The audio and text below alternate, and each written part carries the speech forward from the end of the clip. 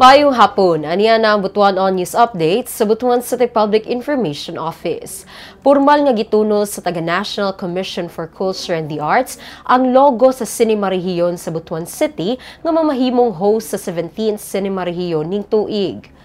Ang Cinema Rehiyon usa ka flagship project sa NCCA nga naghatag og oportunidad sa mga regional filmmakers, first-timers, veterans, amateurs ug mga professionals nga mapakita ang ilang film sa katawhan.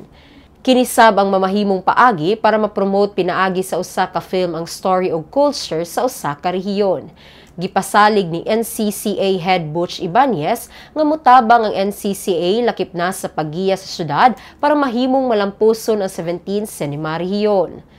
Sa mensahe nga gipaabot ni City Mayor Ronnie Vicente Lagnada, pinaagi kang Konsehal Reynante de Siata, mapasalamaton ang lokal nga pagamhanan sa Butuan sa gihatag nga responsibilidad sa NCCA isip host sa 17th Cinema Rehiyon. Today is a day where we celebrate partnerships. And we cannot thank you enough to express how grateful and overjoyed you've made us in accepting this burden that the committee has given you. While it is a partnership, sad to say, most of the work will come from you. But be rest assured that the NCCA is here to support you all the way. The promotion of the arts is gaining momentum. And we're happy to see that even in Butuan, our young citizens are pursuing their passion and exploring various forms of arts, including filmmaking. Today, we are honored and deeply thankful to receive this token from the NCCA.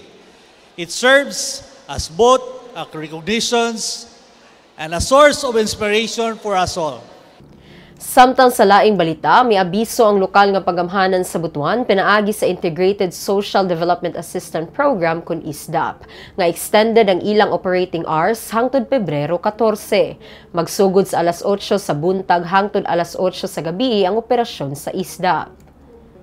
Ug mao kadto ang updates sing adlaw. Alang sa uban pang mga updates, i-follow and like ang official Facebook page, TikTok, Instagram ug subscribe sa YouTube channel sa Butuan City Public Information Office. Ako si Michelle Hamudyong. Daghang salamat.